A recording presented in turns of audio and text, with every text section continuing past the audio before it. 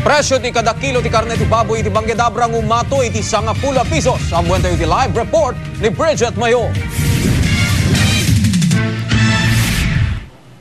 George, manipod iti 180 pesos nagbalinen nga 190 pesos ti presyo ti kada kilo ti karne ti baboy iti Banggedabra. Alas 7 pay laing itay bigat.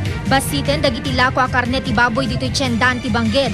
Agkurkurang ti supply ti baboy iti uneg ti probinsya. Iso nga agang angkat iti kabangibang a probinsya dagiti agtagilako. Ngem ti dakkel a problema da, ngimina ti gatang da iti kada kilo ti live weight. Kat nanginginamot ti pakyaw mi ading so nga masapol nga ti mo nagpapatangan nga agpatong kami ti aging nga 15 pesos ti per kilo. Tawan 75 mo tangkat min. Yan ti supplier mi. Narigat ti supply so nga agapo ti outside pa yan ti Locosor kadakwan. So mariga in-adjust mi ti presyo tananginamot ti kwa. Ti feeds kadakwa ti kwa di damot kahit na kwa. So in-jack up mi mo ti presyo mi.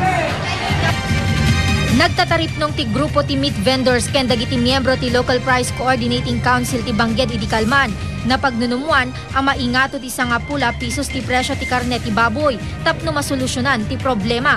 Ti dati a 180 pesos kada kilo, agbalinen a 190 pesos. So ito yung 180 ta kinontrol mi, data scarce ti supply, masapol nga kwa. Makiparis kami ti other provinces ti presyon, tapno makabingay kami ti supply. Agduduma met ti reaksyon dagiti consumer itingin mi na a presyo ti karne ti baboy. Ni Manang Crisanta Langgi, maawatan na ti problema dagiti agnegnegosyo. Ngem no kumalaing mabalbalin, agdali na edlatan ti dati a presyo a 180 pesos kada kilo. Nariga mi sa pulong ti kwarta ako kuamot. Kasla nadagsen kanyami ang maawatan mi mo lang ti side tag lalako at kuamot kasi. Kanoy niya di umuwar nga patakaran ako sumubot.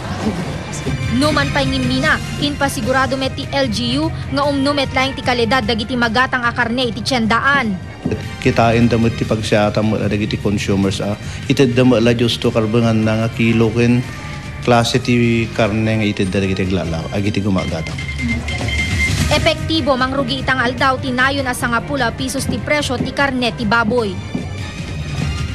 George, itang agkurkurang ti supply ti karne ti baboy iti Banggedabra na igetmet nga nakamonitor ti lokal a gobyerno kadagiti giserserek ti hotmeat wenno dagiti karne ti baboy nga saan adimalan iti inspection. George? Itang araw diyan nagana sa Bridget baka iti paggatangan digiti umilig at digiti nalaklaka nga mauawagan ti botya karne. Iso nga George ti banbantayan ita ti datoy LGU taadan dati imuna nga natiliwan dagarod nga agi serserek iti botya wenno dagiti saan nga na-inspect nga karne ketasan laing gayam nga dagiti duwa nga natiliwan idi nga na-interview tayo no diket di adda ti imamin pay nga upat iso nga innem da aminen nga nawarningan gapo iti panagserek ti botya George. So digiti aglaklako iti botya idita botya dita Abra aket nikanda pay laing iti second chance. When George, ngem last warning kanon day to George, ngem no dati matiliwan, posible nga makansela ti permit dang aglako dito'y tiyendaan ti Bangged. George? Apay ngamin ti rason, apay kurang iti karne ti baboy, iti lugar tayo data. Dua ti rason nga naamag tayo George, dato'y umunag kita nangina nga minen dagiti feeds, ken dagiti dumapay nga